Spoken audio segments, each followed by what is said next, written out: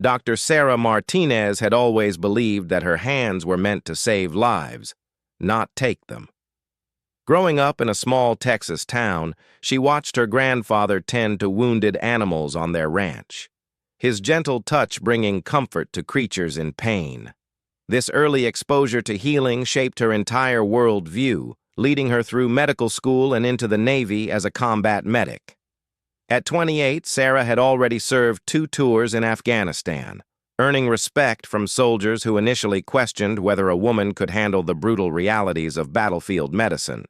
Her small frame belied an inner strength that emerged during the most chaotic moments of combat. When mortars fell and bullets flew, Sarah remained calm, her steady hands working to stop bleeding, stabilize fractures, and bring wounded warriors back from the edge of death. The morning of March 15th started like any other at Forward Operating Base Thunder, a remote outpost nestled in the mountains of eastern Afghanistan. Sarah was conducting her daily inventory of medical supplies when Master Chief Petty Officer Jake Reaper Thompson approached her station. Reaper commanded the SEAL team stationed at the base, and his weathered face carried the weight of countless dangerous missions. "Doc, we need you on today's operation," Reaper said, his voice carrying an unusual tension. "Intel suggests we might face heavy resistance, and we can't afford to lose anyone out there." Sarah nodded, understanding the gravity of his request. SEAL missions were different from regular infantry operations. They moved fast, struck hard, and often found themselves deep in enemy territory with no immediate backup. Her role would be to keep the team alive when everything went wrong. The target was a compound suspected of housing high-value Taliban leaders who had been coordinating attacks on coalition forces. The intelligence indicated minimal civilian presence, but Sarah knew that battlefield situations rarely matched the briefings.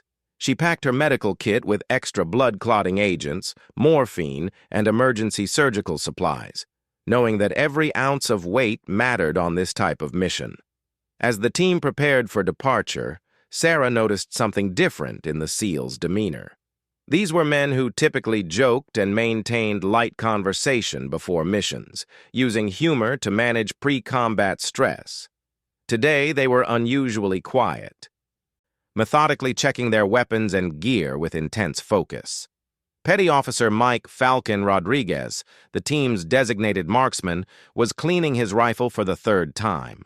His hands moved with practiced precision, but Sarah could see tension in his shoulders. She had treated Falcon for a minor shrapnel wound months earlier, and they had developed a mutual respect during his recovery. "You okay, Falcon?" Sarah asked, approaching him at the weapon maintenance station. He looked up, his dark eyes reflecting concern she rarely saw in seasoned operators. "Intel's sketchy on this one, Doc. Could be walking into anything. Just want to make sure everything's perfect." Sarah understood. In their world, sketchy intel often meant the difference between coming home and being carried out in flag-draped coffins. She had learned to read between the lines of military briefings, understanding that phrases like "minimal resistance expected" and "straightforward extraction" were often wishful thinking rather than tactical reality. The helicopter ride to the target area was tense and silent, except for the rhythmic thudding of rotor blades. Sarah sat between 2 SEALs, her medical pack secured tightly to her chest. Through the aircraft's small window, she watched the rugged Afghan landscape scroll beneath them, the mountains casting long shadows in the afternoon sun. Master Chief Thompson's voice crackled through the team's headsets as they approached the landing zone. "Remember, we go in fast and quiet. Compound has 3 main buildings and several outbuildings. Our primary target is the central structure. Doc, you stay with the command element unless someone needs immediate medical attention." Sarah acknowledged the order, but she knew from experience that battlefield plans rarely survived contact with the enemy. Her job was to be ready for anything, to adapt when the situation inevitably changed. The helicopter touched down in a small clearing about 2 kilometers from the target compound. The SEALs moved with fluid precision, establishing a security perimeter while the aircraft lifted off and disappeared into the darkening sky. Sarah felt the familiar rush of adrenaline that came with being inserted into potentially hostile territory. The team moved through the rocky terrain with practiced stealth, communicating through hand signals and brief radio transmissions. Sarah stayed close to the designated position, her senses heightened to every sound and movement around them. The weight of her medical pack felt reassuring, each supply carefully chosen for maximum effectiveness in combat conditions. As they approached the compound, the team's point man signaled for everyone to halt. Through her night vision goggles, Sarah could see the target buildings ahead, their mud brick walls barely visible in the darkness. Intelligence had indicated that the compound would be lightly defended, but something about the scene ahead didn't feel right. Falcon raised his hand, pointing toward one of the buildings. Sarah followed his gaze and saw what had caught his attention, a subtle movement in an upper-story window. The intelligence briefing hadn't mentioned armed sentries, but clearly, someone was watching the approaches to the compound. Master Chief Thompson made a quick decision, adjusting the team's approach route to avoid the observed position. Sarah admired how these operators could instantly adapt their tactics based on real-time observations. It was this flexibility that kept them alive in an environment where enemies rarely followed predictable patterns. The team split into two elements, with Sarah staying with the command group as they moved toward the compound's rear entrance. The plan called for a simultaneous breach of two entry points, creating confusion among defenders and preventing organized resistance. Sarah's heart rate increased as they closed the final distance to the compound walls.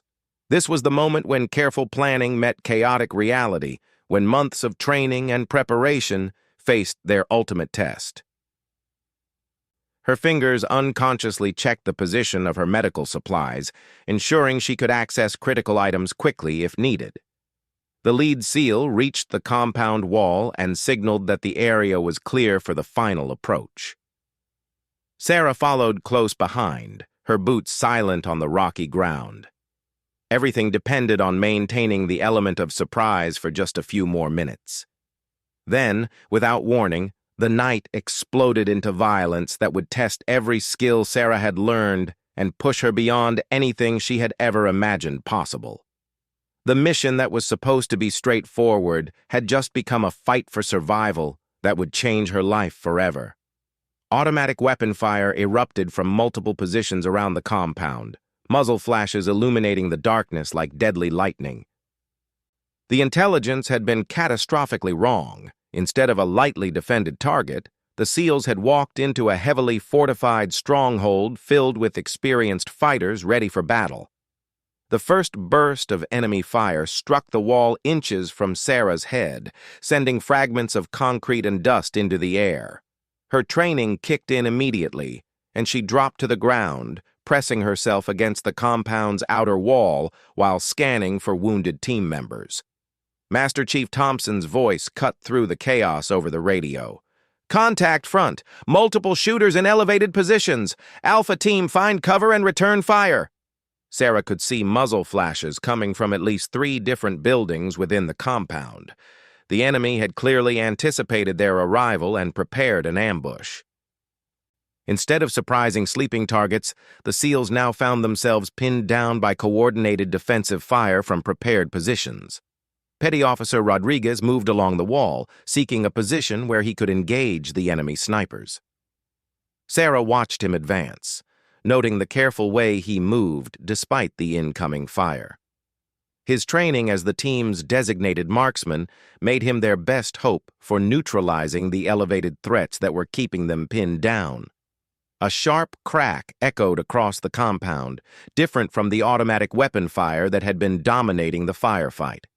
Sarah recognized the distinctive sound of a high-powered rifle, and she saw Rodriguez stumble, then collapse behind a low stone wall. "Falcon's hit!" someone shouted over the radio. Without thinking, Sarah grabbed her medical pack and began moving toward Rodriguez's position. Bullets whined overhead, but her focus narrowed to reaching the wounded SEAL. This was what she had trained for, what she had done dozens of times before in similar situations. She reached Rodriguez and immediately began assessing his condition. A sniper's bullet had struck him in the upper chest, just below his body armor's protection. Blood was spreading rapidly across his uniform, and his breathing was becoming labored. "Stay with me, Falcon," Sarah said, applying direct pressure to the wound while reaching for emergency medical supplies. "You're going to be fine." Rodriguez grabbed her arm with surprising strength. "Doc, listen to me. That sniper's in the water tower, about 400 meters northeast. He's got the whole area covered. Nobody can move until someone takes him out." Sarah looked toward the direction he indicated and could just make out the structure through her night vision equipment. The sniper had chosen his position perfectly, commanding views of all the approaches to the compound. As long as he remained active, the team would be trapped in their current positions. She continued working on Rodriguez's wound, but she could hear other team members calling for medical assistance. At least 2 more SEALs had been hit by the sniper, and they needed immediate attention to prevent their injuries from becoming fatal. Master Chief Thompson crawled over to their position, staying low to avoid the continuing sniper fire. "How bad is he, Doc?" "He'll live if I can get him stabilized. But I need to get to the others, too," Sarah replied while inserting an IV line into Rodriguez's arm. "That sniper's got us pinned down completely." Thompson's jaw tightened as he considered their options. The mission had gone from bad to worse, and now they had multiple wounded operators who needed immediate medical care. The helicopter extraction wasn't scheduled for another 2 hours, which might be too late for the most seriously injured. "Can you keep pressure on this wound?" Sarah asked Thompson, indicating Rodriguez's chest injury. The Master Chief nodded and took over applying pressure while Sarah prepared to move to the next wounded SEAL. But as she started to leave their position, another sniper shot cracked through the air, forcing her back down. Rodriguez grabbed her arm again, his voice weak but urgent. "Doc, I can't hold my rifle steady anymore, but you've been shooting with us at the range. You're good enough." Sarah stared at him in confusion. "What are you talking about?" "The sniper. Someone has to take him out, or we're all going to die here. My rifle's right there, already set up for the distance. You just need to put one good shot on target." The idea was absurd. Sarah was a medic, not a sniper. Her job was to save lives, not take them. But as she looked around at the wounded team members and considered their desperate situation, she began to understand what Rodriguez was suggesting. Thompson looked at her with grim understanding. "Doc, I know this isn't what you signed up for, but we're running out of options. That sniper's already wounded 3 of my men, and he's going to pick off the rest of us if we can't neutralize him." Sarah's hands trembled slightly as she considered the weight of the decision. Everything she had believed about herself and her role in the military was being challenged by the brutal reality of their situation. The oath she had taken was to do no harm, but now doing nothing might result in the deaths of the very people she had sworn to protect. She looked at Rodriguez's rifle, a precision instrument capable of reaching targets at extreme distances. She had indeed trained with similar weapons during marksmanship courses, and she had consistently scored well during those sessions. But shooting at paper targets was completely different from shooting at another human being. Another wounded SEAL called out for medical assistance from a position about 50 meters away. Sarah could see him trying to stop bleeding from a leg wound, but he was losing the battle. She needed to reach him soon, or he would go into shock from blood loss. "I can't," Sarah said, shaking her head. "I'm a medic. I save lives. I don't take them." Rodriguez's voice was getting weaker, but his words carried unmistakable urgency. "Doc, that sniper's going to kill all of us if someone doesn't stop him. Look around you. How many lives can you save if you don't take this shot?" Sarah forced herself to evaluate their tactical situation objectively. The sniper had effectively trapped the entire team in positions where they couldn't maneuver or provide effective medical care to the wounded. Every minute that passed increased the likelihood that some of the injured SEALs would succumb to their wounds. She picked up Rodriguez's rifle, feeling the weight of the precision weapon in her hands.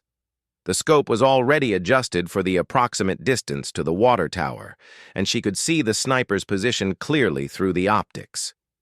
He was focused on other areas of the compound, momentarily unaware that someone was drawing a bead on his location. Thompson placed his hand on her shoulder. "Doc, I can't order you to do this. It has to be your choice. But I need you to know that if you don't take this shot, good men are going to die tonight." Sarah's breathing steadied as she settled into a proper shooting position. Her medical training had taught her to remain calm under pressure, to make life-and-death decisions quickly and with confidence. This situation required the same mental discipline, just applied to a completely different type of problem. Through the rifle's scope, she could see the enemy sniper clearly. He was a young man, probably not much older than some of the SEALs she was treating. In other circumstances, he might have been someone she would have tried to save if he had been brought to her medical station with injuries. But tonight, he was preventing her from saving the lives of her teammates. He had already wounded several good men, and he would continue to do so until someone stopped him.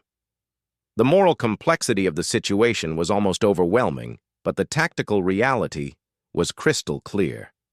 Sarah took a deep breath, held it halfway, and slowly began applying pressure to the trigger. Everything she had learned about precision shooting came back to her. Proper sight alignment, trigger control, and follow-through. The rifle bucked against her shoulder, and through the scope, she saw the enemy sniper collapse. The compound fell eerily quiet for a moment, the absence of sniper fire creating an almost surreal pause in the battle. Then Thompson's voice broke the silence. "Outstanding shot, Doc. Now let's go save some lives." With the sniper threat eliminated, Sarah immediately shifted back into her role as a medic. She grabbed her medical pack and rushed toward the SEAL who had been calling for help, her movements now unimpeded by the fear of precision rifle fire. Petty Officer Stevens was lying behind a concrete barrier, holding pressure on a leg wound that had severed his femoral artery. Blood was seeping between his fingers despite his efforts, and his face was pale from blood loss.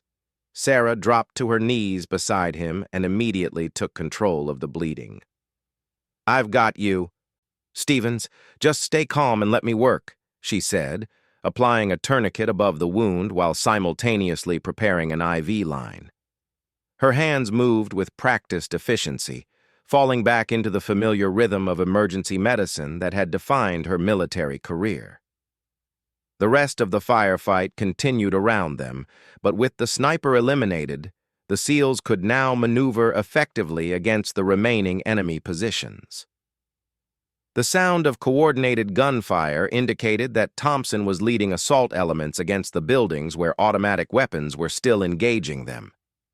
Sarah stabilized Stevens's condition and moved to the next wounded operator, Petty Officer Chen, who had taken shrapnel from a grenade explosion. Multiple small wounds covered his arms and torso, but none appeared to be immediately life-threatening. She cleaned and dressed the most serious injuries while monitoring his vital signs. "Doc, how are my boys?" Thompson's voice came over the radio as his team systematically cleared the compound buildings. "Stevens is stable but needs surgical intervention within the hour. Chen's going to be fine with proper wound care. Rodriguez needs chest surgery, but he's not critical if we can get him evacuated soon," Sarah reported, while continuing to work on Chen's injuries. The complexity of managing multiple trauma cases simultaneously while under fire was exactly what Sarah had trained for throughout her career. But the memory of taking the sniper shot added an unusual weight to her actions. She had crossed a line that she never thought she would cross, making a decision that went against everything she had believed about herself. Thompson and his remaining team members finished clearing the compound about 20 minutes after Sarah's shot had eliminated the sniper. They had discovered that the enemy force was larger and better organized than intelligence had indicated, explaining why the ambush had been so effective initially. As the immediate tactical situation stabilized, Sarah found herself with a few moments to process what had happened. She sat beside Rodriguez, monitoring his breathing while waiting for the medical evacuation helicopter to arrive. "You did good, Doc," Rodriguez said weakly. "That shot saved all of our lives." Sarah nodded, but didn't respond immediately. The technical aspects of the shot had been straightforward: proper range estimation, wind compensation, and trigger control. But the emotional and moral implications were far more complex than anything her medical training had prepared her for. Thompson approached her position, his face showing the strain of the night's events. "Doc, I need you to know that what you did tonight was extraordinary. You made an impossible choice under impossible circumstances, and you made it correctly. I became a medic to save lives, Master Chief. Tonight I took one," Sarah replied, her voice reflecting the internal conflict she was experiencing. Thompson sat down beside her, his expression serious but understanding. "Doc, how many lives did you save by taking that shot? Stevens would have bled out without immediate treatment. Chen needed care that he couldn't have received while we were pinned down. Rodriguez might not have survived if we'd been stuck in those positions much longer." Sarah knew he was right from a purely tactical standpoint. The sniper had been preventing her from doing her job as a medic, and eliminating him had allowed her to save multiple lives. But the emotional reality of having killed another human being was more complicated than simple tactical mathematics. The sound of approaching helicopters indicated that their extraction was imminent. Sarah focused on preparing her patients for transport, ensuring that their injuries were properly stabilized for the flight to the main medical facility. As the medical evacuation helicopter touched down, Sarah helped load Rodriguez onto the stretcher while briefing the flight medic on his condition. The precision and professionalism of the evacuation process provided a familiar framework that helped her manage the emotional turbulence of the night's events. Stevens and Chen were also loaded onto the aircraft, and Sarah climbed aboard to continue monitoring their conditions during the flight. As the helicopter lifted off, she looked back at the compound where she had fundamentally changed her understanding of herself and her capabilities. During the flight, Rodriguez grabbed her hand weakly. "Doc, don't let tonight change who you are. You're still a healer. You just proved that sometimes healing means making the hardest choices possible." The words resonated with Sarah as she considered the full implications of the evening's events. She had entered the military to serve others, to use her medical skills to preserve life and reduce suffering. Tonight had demonstrated that serving others sometimes required her to act outside the traditional boundaries of her role. Back at the base, Sarah supervised the transfer of her patients to the surgical team, providing detailed reports on their injuries and the treatment she had provided in the field. The familiar environment of the medical facility helped her return to the mental framework she associated with her primary identity as a healer. Master Chief Thompson found her in the medical unit several hours later, after the wounded SEALs had been stabilized and were recovering from surgery. He carried 2 cups of coffee and gestured for her to join him outside the building. "How are they doing?" he asked, referring to the injured team members. "All 3 are going to make full recoveries. Rodriguez will need some additional chest surgery, but he's stable. Stevens and Chen should be back to duty in a few weeks," Sarah reported. Thompson nodded, then looked directly at her with an expression of serious respect. "Doc, I need to tell you something. In 20 years of special operations, I've seen a lot of brave actions under fire. What you did tonight ranks among the most courageous things I've ever witnessed." Sarah started to protest, but Thompson held up his hand to stop her. "Let me finish. You had to choose between your personal beliefs and the lives of your teammates. You made that choice in seconds, under extreme pressure, with no time to carefully consider all the implications. And you made it correctly. I killed someone, Master Chief. I'm not sure I can reconcile that with who I thought I was," Sarah said quietly. Thompson was quiet for a moment, choosing his words carefully. "Doc, tonight you learned something that most people never have to face. Sometimes the most moral action requires us to do things that go against our deepest beliefs about ourselves. You didn't stop being a healer when you took that shot. You became a more complete one." Over the following weeks, as her patients recovered and returned to duty, Sarah began to understand the truth of Thompson's words. The sniper shot had not changed her fundamental nature as a person dedicated to preserving life. Instead, it had expanded her understanding of what that dedication sometimes required. The incident became part of SEAL Team legend, not just because of the technical precision of the shot, but because of what it represented about the lengths to which she would go to protect her teammates. The men who had served with her that night never forgot the medic who became a sniper when her team needed her most. Rodriguez returned to duty 6 weeks later, fully recovered from his injuries. He approached Sarah at the medical unit with something in his hands, a small wooden plaque with an inscription. "The team wanted you to have this, Doc. It's our way of saying thank you for everything you did that night." Sarah read the inscription. "To Doc Martinez, healer, protector, SEAL team member. That day will stay with us forever." She looked up at Rodriguez, understanding finally that her actions that night had not diminished her identity as a healer. They had proven that her commitment to preserving life was so strong that she would do whatever was necessary to protect those under her care.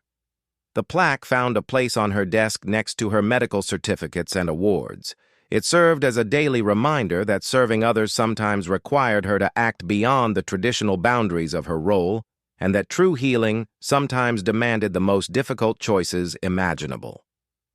Years later, when Sarah had returned to civilian medical practice, she would occasionally think about that night in Afghanistan. The memory no longer carried the same emotional weight it once had. Instead, it had become a testament to her commitment to the people she served, and a reminder that courage sometimes meant being willing to become something you never thought you could be. The SEALs she had served with kept their word. That day stayed with them forever, but it also stayed with Sarah, not as a burden or a source of guilt, but as proof that when faced with an impossible choice, she had chosen to save lives in the only way possible. In the end, that choice had been entirely consistent with who she was and who she had always been, a person dedicated to protecting others, regardless of the personal cost.